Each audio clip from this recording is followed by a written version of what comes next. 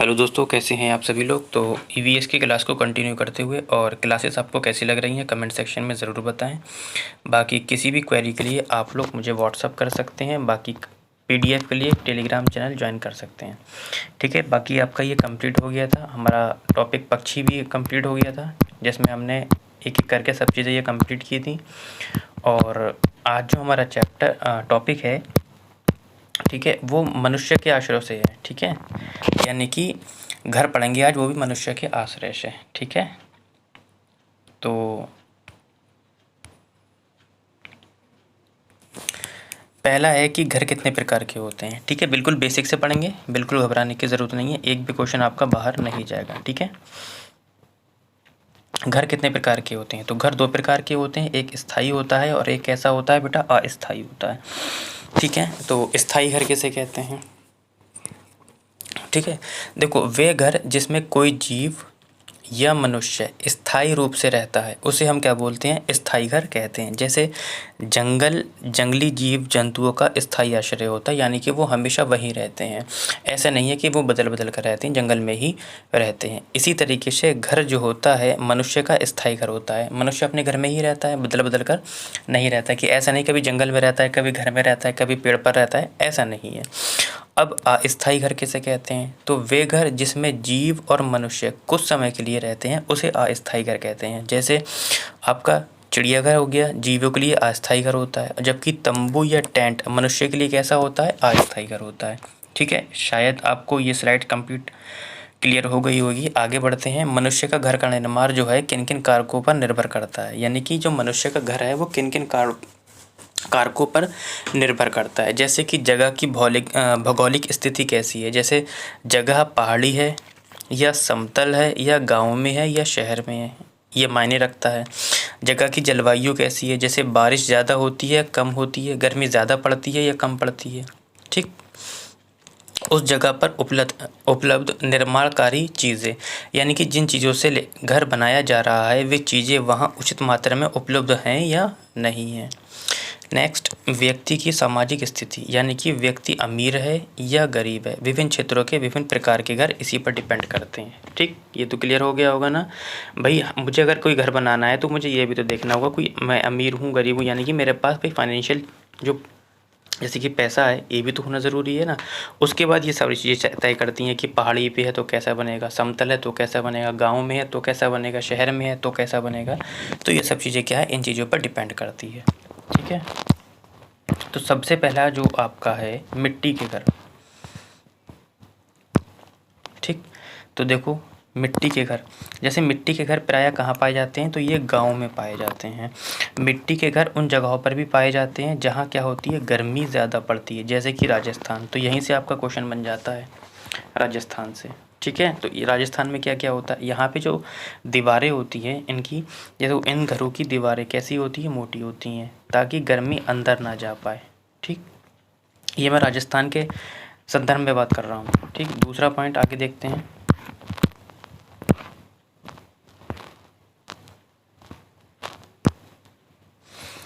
कहता है कि इन घरों की छतें झाड़ियाँ या छप्पर आदि की बनी होती हैं, जैसा कि मैंने आपको बताया अभी। देखो देखो, ये झाड़ियाँ बनी हुई हैं, ये बनी हुई, देखो ये। ठीक,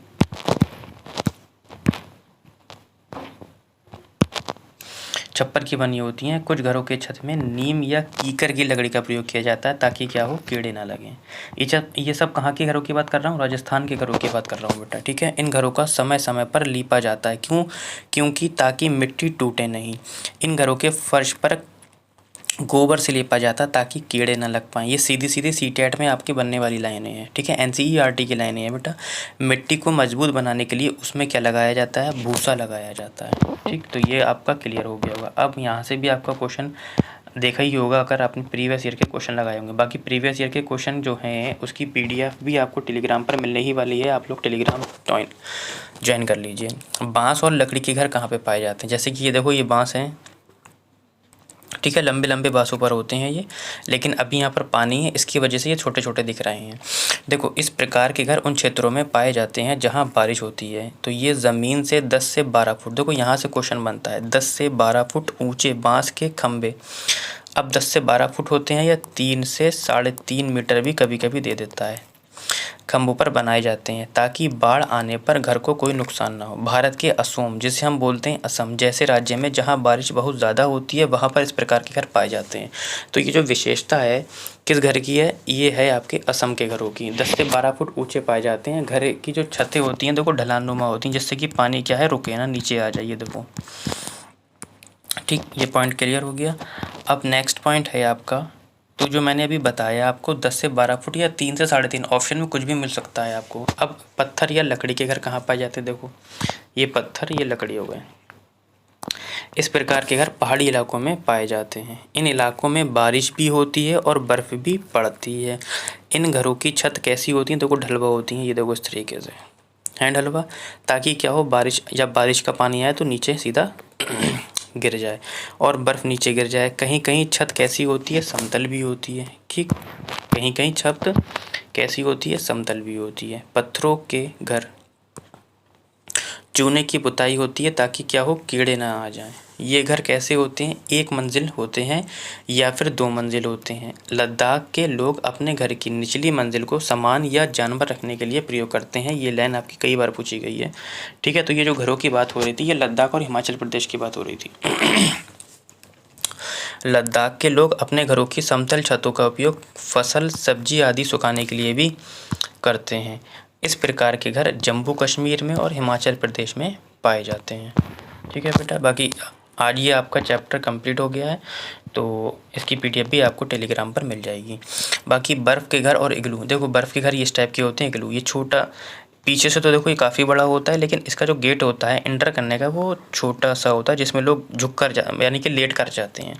तो ये बर्फीले क्षेत्रों में पाया जाता है। ये बर्फ़ के टुकड़ों यानी कि ब्लॉक्स को जोड़कर, देखो छोटे छोटे ब्लॉक्स बने हुए हैं, ये देखो ये इस तरीके से, ये देखो ब्लॉक्स को जोड़कर बनाए जाते हैं। ये एस्किमो शिकारियों की अस्थायी निवास होती है। ये इंपॉर्टेंट है लाइन, ठीक है, एग्जाम में पूछ चुका है कई बार।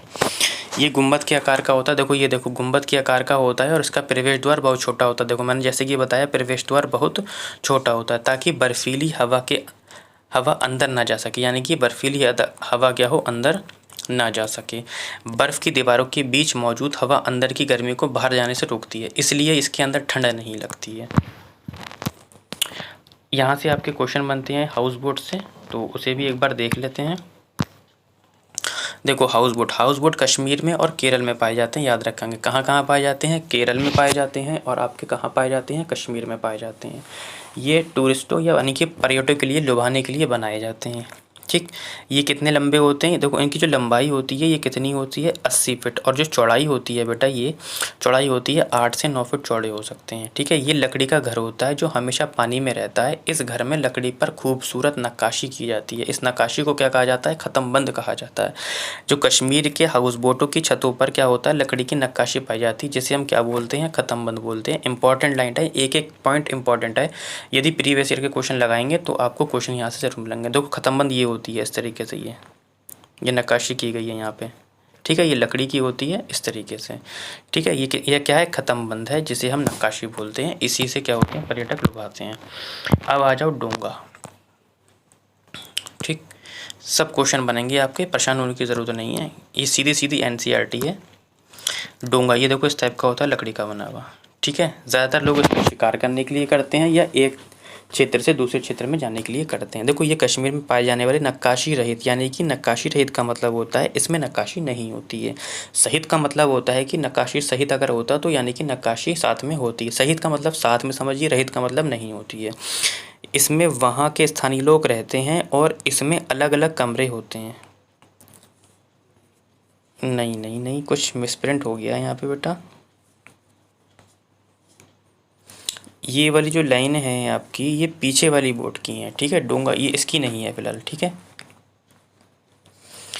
ये यहाँ पे मिसप्रिंट हो गया, ये डोंगा नहीं है, इसे भी काट दो। फिलहाल ये जो लाइनें हैं पीछे वाले की हैं। कश्मीर के जो ये वाला एक बार पढ़ लो आप। कश्मीर के पुराने घरों में जालीदार खिड़कियाँ होती हैं बेटा, जो बाहर की ओर उभरी हुई होती हैं, उन्हें हम क्या बोलते हैं, डब बोलते हैं। इंपॉर्टेंट है ये। घरों के दरवाजे और खिड़कियों पर डिज़ाइनदार मेहराव बने होते हैं, और ऑप्शन में देता है कि मेहराव नहीं बने होते हैं। ठीक है, तो ये पूरा नोट इंपॉर्टेंट है। ये घर पत्थर, ईंट, लकड़ी को मिलाकर बनते हैं। ठीक है, ये क्लियर हो गया आपका, इंपॉर्टेंट है आपका। ठीक, बाकी जो क्वेश्चन बनेंगे वो यहाँ से बनते हैं। टेंट से भी कई बार क्वेश्चन बन चुका है आपका। देखो, ये लोगों का कैसा होता है, अस्थायी निवास होता है। ये अलग अलग क्षेत्रों में अलग अलग चीज़ों से बनता है। ठीक है, जैसे शहरों में गरीब लोग प्लास्टिक का टेंट डाल देते हैं, कहीं कहीं टेंट कपड़ों के बने हुए होते हैं। पर्वतारोहियों के टेंट दो तरह वाली प्लास्टिक शीट से बनते हैं ताकि ठंड ना लगे। लद्दाख के चांगपा जनजाति के लोग याक के बालों की पट्टियों से टेंट बनाते हैं, जिसे हम क्या बोलते हैं, रेबो। इंपॉर्टेंट लाइन है आपकी। ठीक है, आगे बढ़ें। ठीक, टेंट के बाद है इसी से मिलता जुलता, यानी कि इसी की ही आगे की स्लाइड है ये, यानी कि ये पट्टियाँ 9 डंडियों के सहारे ज़मीन से बंधी होती हैं और टेंट लगाने से पहले 2 फुट गहरा गड्ढा खोदा जाता है और उसके पास ऊंची ज़मीन पर टेंट लगाया जाता है। इसका डिज़ाइन 1000, ऑप्शन में देता है 10,000। ठीक, जो कि गलत होता है। ऑप्शन होगा आपका ये वाला। सीधी सीधी एनसीईआरटी की लाइनें हैं और एग्ज़ाम पे बार बार पूछी जाती हैं। रेबो के पास ही चांगपा लोग लेखा में अपनी भेड़ बकरियों रखते हैं। इसकी दीवारें पत्थरों और चट्टानों को एक दूसरे से पर रख कर बनी होती हैं। ठीक है, थोड़ा सा मिसप्रिंट है। अब आ जाते हैं कैंप पे। कैंप के बाद देखो इस टाइप का होता है ये कैंप। ठीक है, अस्थायी होता है ये। देखो, कैंप एक बड़े से मैदान में बड़े बड़े तंबू लगाकर बनाया जाता है। ठीक है, इसमें लोग अस्थायी रूप से रहते हैं। जब भारत और पाकिस्तान का बंटवारा हुआ था तो उस समय बहुत से लोग पाकिस्तान से जो आए थे इसी तरह के कैंपों में क्या कहते रहे थे। ये फ़िलहाल छोटा सा है, मुझे पिक्चर इसकी मिल नहीं रही थी इसलिए मैंने ये ले लिया। फ़िलहाल वो जो होगा वो इस तरीके से होगा कि, और इसके ऊपर वो इसके ऊपर क्या होगा, एक त्रिपाल टाइप का लगा हुआ होगा। पिक्चर मुझे मिल नहीं रही थी फ़िलहाल, तो शायद क्लास आपकी ख़त्म हो चुकी है। ठीक, तो ये वाला चैप्टर आपका कैसा हो गया, कंप्लीट हो गया है। ठीक, नेक्स्ट जो चैप्टर है, चाहे तो आप लोग मुझे कमेंट में बता दीजिए, या मेरा जो चैप्टर होगा जो मैं सोच रखा हूँ वो होगा आपका एनिमल। ठीक, या आप मुझे कमेंट में बता दीजिए कि सर अब ये वाला चैप्टर शुरू कर दीजिए, मैं वो शुरू कर दूँगा। फिलहाल आज के लिए इतना ही रखते हैं।